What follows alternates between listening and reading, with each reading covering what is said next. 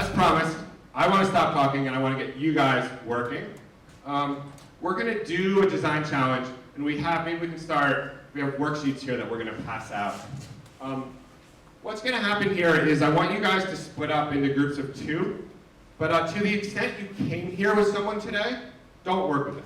So try to find a stranger. Maybe you guys all know each other here on campus, but if possible, find a stranger to work with.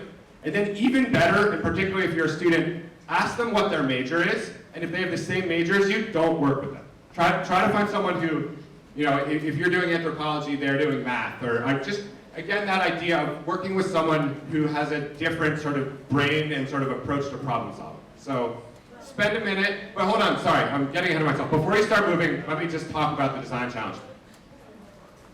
Okay, and so one thing, and Rebecca and Dan wanted me to make sure that this was clear. So this challenge is a learning exercise. It is not real, right? This is not actually an initiative on the Northeastern campus. Okay, how might we ensure that all food consumed at Northeastern is sustainably grown and processed within 3 square miles of campus? All right, this is our challenge. The president of Northeastern University has asked us to envision what it might look like if 100% of the food consumed on campus was sustainably grown and processed in the 3 miles surrounding campus.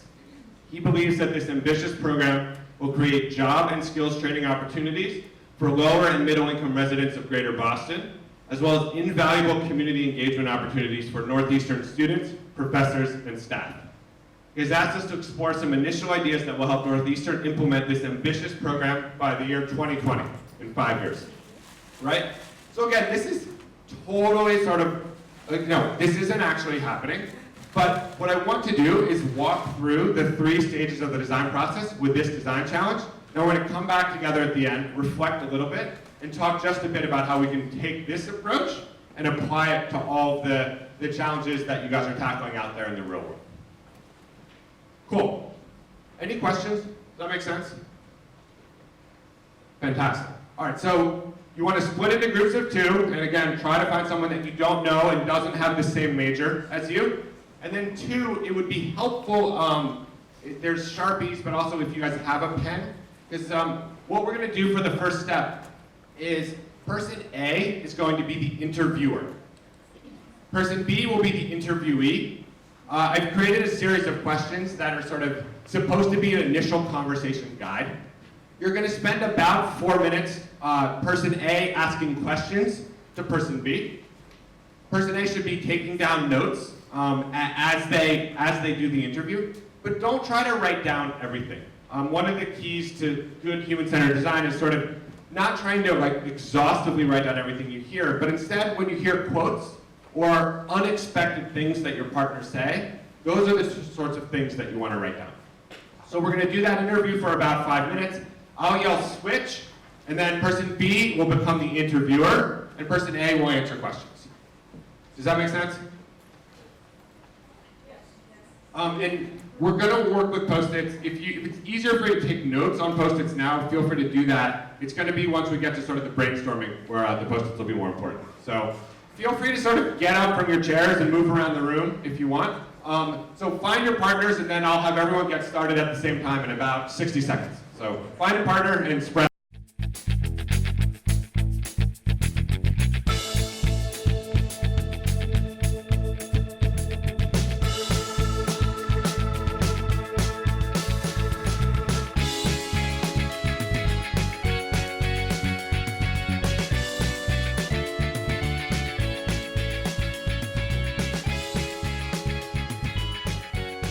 This is the part where we're going to start to get creative.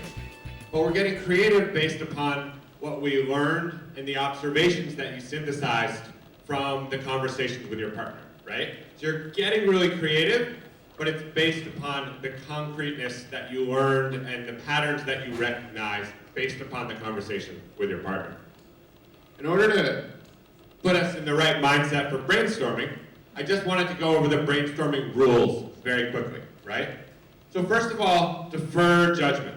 There are no bad ideas in brainstorming, right? The whole point of this is to think of radical new solutions to solve this pretty crazy design challenge that the president has tasked us with. So defer judgment. If your partner comes up with something crazy, the response is, that's awesome, and you can build on it, right? As opposed to, that's stupid, that would never work. This is basically the same rule, but encourage wild ideas, right? If you're deferring judgment, that means that you and your partner are encouraged to come up with some crazy ideas. 3 is build on the ideas of others. I mentioned before that human-centered design is a collaborative approach, and the strength of the design team together is always much stronger than any individual. So you have small teams of 2, but you should be building on each other's ideas. 4 is be visual. All of you guys should have Post-it notes, right? And we're going to be using the Post-it notes. For this exercise, if you want, again, you could spread out and stand up. You don't necessarily have to stay sitting in your seat. But I want to see great ideas, but I also want to see them accompanied by pictures, right? And despite having gone to design school, I really can't draw to save my life. Almost all of my visuals involve stick figures and arrows doing something that no one can really tell. That's fine, right? It's the act of sort of forcing your brain to think a little bit differently, particularly for those of you that tend to be more sort of, words-based or sort of logical thinkers. Getting visual, super important. Stay focused on the topic, right? So lots of times in a brainstorm, someone will say something, and you're like, ooh, that's great, and then you want to run off and talk about it, right? We want to stay focused on our design challenge. 6, one conversation at a time. This is pretty easy because you guys have groups of 2. But particularly when you get a brainstorm of 3, 4, 5 people, you'll get a whole bunch of people that are sort of throwing ideas up on the wall. The point of the brainstorm is that it's a collaborative exercise, but everyone is listening to everyone else, because otherwise it's impossible to build off of the ideas of others. And then 7 is go for quantity, right? The point of the brainstorm is not to take an idea and put all of this meat and detail on it, right? That's what the prototyping stage is for next. Here we're just trying to throw crazy ideas or really good ideas out there.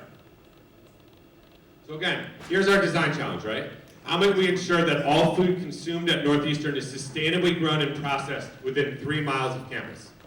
Based upon the unexpected things that you heard from your partner and the biggest barriers that you surmised that would prevent them from eating locally grown food, now you're going to come up with some ideas, hopefully some crazy ideas, that will solve for that. Does that make sense? Cool. So we're going to spend, somehow we already got the prototyping.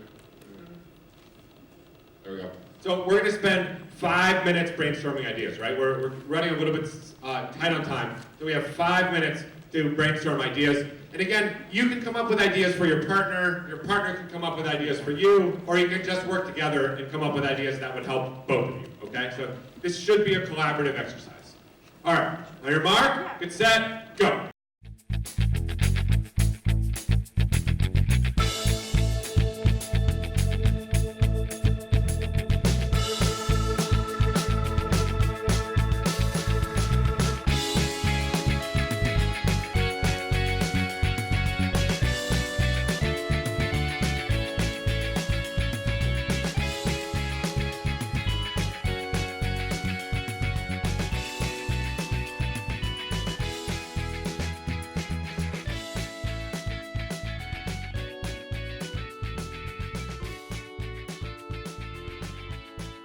We want to start prototyping, right? And the reason we prototype is because we want to build something that's tangible enough, the minimum viable product, to get out there and test with real Northeastern students or staff or faculty and get their opinion of your idea, right? We want to know what works and what doesn't work.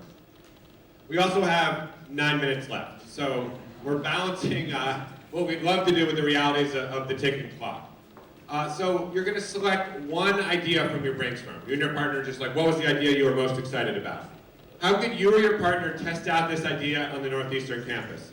How might a user best experience your idea? Could you draw a series of pictures to show it? Alternatively, perhaps you could create a quick skit. How about building a very rough model using chairs and pens and other sort of coats and jackets around you? The goal of the activity is to make your idea as tangible as possible, as quickly as possible. So just to imagine in your head, you have 4 minutes to choose one idea and make it real enough that you can test it with the group sitting next to you, right? Just that's your goal in the next 4 minutes. Choose one idea and figure out how to make that idea as tangible as possible. Your mark, get set, go.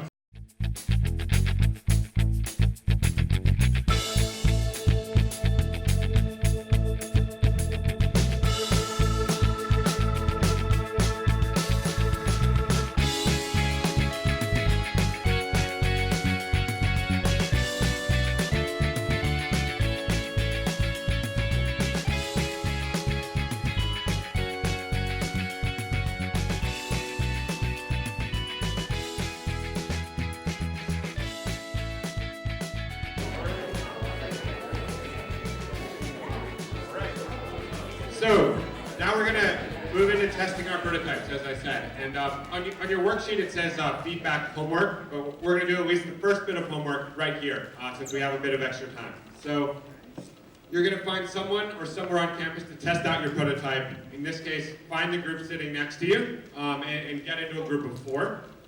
Now you're gonna get feedback from them. So you want to explain what your idea is, but the point of a prototype is that you're not a salesman or a saleswoman, right? You're presenting to them your idea, and you want to get their honest feedback. And part of the reason that it's important to do early prototyping is that you're not so invested in this, right? You spent the last 20 minutes. If the idea is crap, like, that's okay, right? The point is there's going to be parts of the idea that are really good, and parts that aren't so good. And you want to get honest feedback from the partner group. So don't sell your ideas. Instead, find out what they really think. What excites them about your idea? How would they change or improve it? Get their suggestions for that. All right? So find a partner team, get into a group of 4, and just Group A, spend about 2 minutes sharing your idea, and then flip back in Group B. All right? In total, we have about 5 minutes for this next one. Go.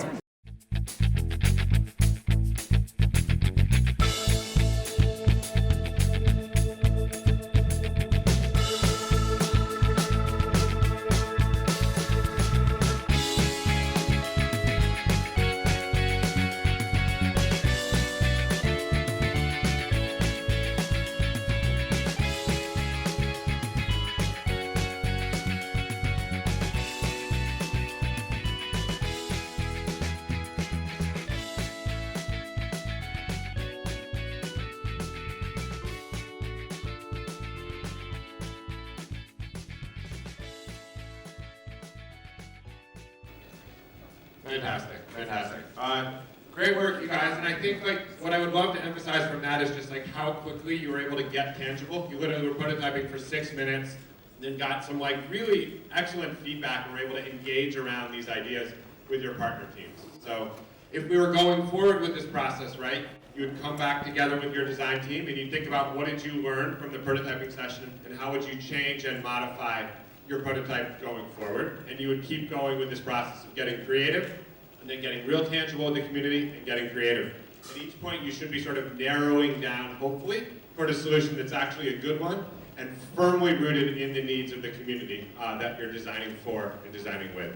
So, unfortunately, we're mostly out of time, and I just wanted to sort of end things with, when I was talking with all these folks, with Bree and Dan and Rebecca about where my talk should go for the day. Originally we were going to put it at the end, right? And then we're thinking, but wait, one benefit of doing it at the start is that we could create set a sort of mindset for the day, right? And so learning the human-centered design process at the start, using it then to inform the rest of all the awesome activities that are happening at the rest of this conference.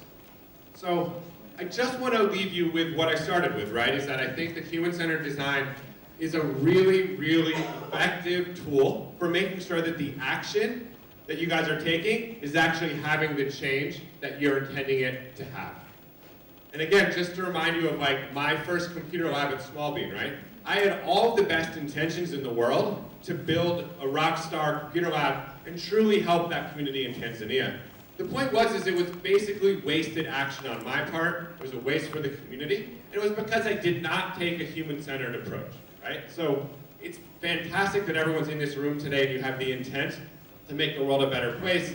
I would just posit that human-centered design is a fantastic tool for making sure that your action is actually having the effect on the world that you intend it to have. I just basically said that slide, but and human-centered design is one of the most important tools to get you there. And then I'm just going to end with these 5 things that are super sort of repetitive of what I said before, but if you ask me the 5 most important things I would love for you guys to take out of this talk today and bring with you for the rest of this conference and the rest of your lives, one is just get out there and talk to people from the very start. It's one of those things that sounds easy, but as my experiences with Small Bean showed, it's not as easy as you think. Get creative, right? Get out there and talk to people, but then jump into the creative process and really encourage yourself to sort of push the limits of what you think is practical or reasonable.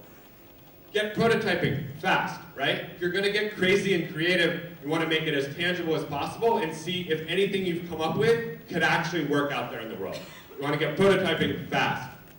And then fail early and small, right? For those of you who tested a prototype with a partner group and they're like, that's dumb, like that would never work. Like that's fine, right? It happened after 10 minutes of you and that idea, right? So you want to fail early and often in the process when the ideas are small, it doesn't cost too much, you haven't invested too much time in it, it's not having sort of negative impact on the community, right? So fail early and often in the process. And then finally, work with people who don't think like yourself, right? It's very easy to get sort of closed into our bubbles. We're just surrounded by, I was surrounded by a bunch of lawyers in a law firm who all thought sort of the same way.